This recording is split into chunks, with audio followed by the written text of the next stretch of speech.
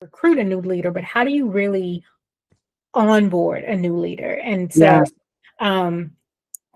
I think where we met in the Interim Executives Academy and really understanding the importance of that onboarding process for new leaders, new CEOs, new executive directors of nonprofits has been something that made us really understand the process, but understand the depth of the gap, right? Um, Yes. and I know you've served as interim ED, interim CEO so many times, right? What is the biggest surprise that you've experienced during a leadership transition? I mean, I always go back to, I've got an origin story like everybody does. And my origin story is that I followed a 32-year founder Mm. and had never been a CEO before, and was told that this organization had a really strong infrastructure, really tight system, that they were ready for rapid growth and innovation, which was really my sweet spot, my Sounds skill set, familiar. what I was excited about. That, you know, they were the best kept secret in town, and that my job was going to be the face and branding and just really getting us known and doing some really innovative, cool, fun growth type things. And my first day of walking into that role, I learned that half of the executive leadership team left with the founder. And so I went from thinking, like, this is such a great match, I'm going to have all of everything in place. I'm not an ops person, right? Like, that's why I love Takesha. Takesha is an ops person.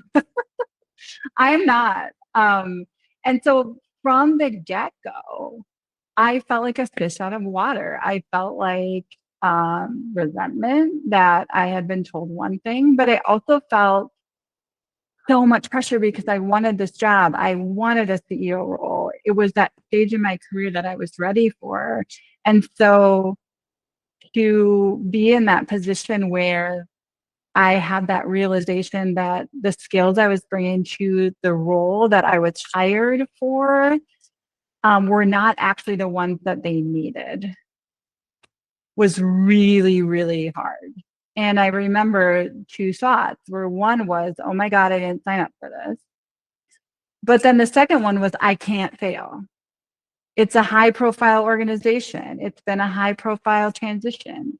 This is my first time being a CEO. Like, I want to succeed at this. And it really set me up for some like real hard lessons, I'll say, like going through.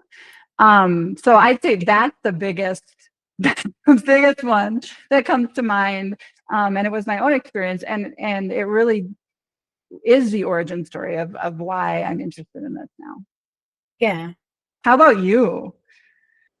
I think that for me, and I've served in so many nonprofit organizations and that have experienced some type of transitional phase in leadership, right? Like whether it was planned, the CEO was deciding to leave, or a number of them where the CEO kind of was asked to leave, Yeah. right? Yeah.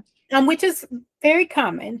And what always has been shocking for me is how unprepared the organization is for that type of transition, right? And I'm like, I get that if you're a CEO that's being asked to leave, you maybe didn't know that what was coming. Right. The board knew, right? I mean, nobody stays anywhere forever.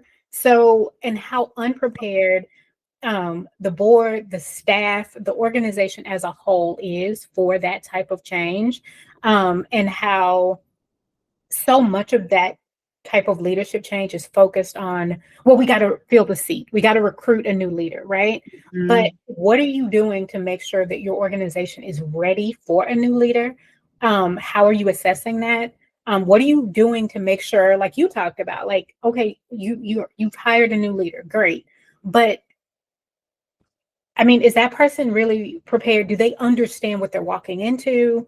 Do they understand what the the priorities are for them, you know, starting out, and how, so it just surprises me, even, you know, after seeing it and seeing so much of it, it is the same pattern over and over Every and over time. again. Exactly. And I And think it really matters now. Like you made a really good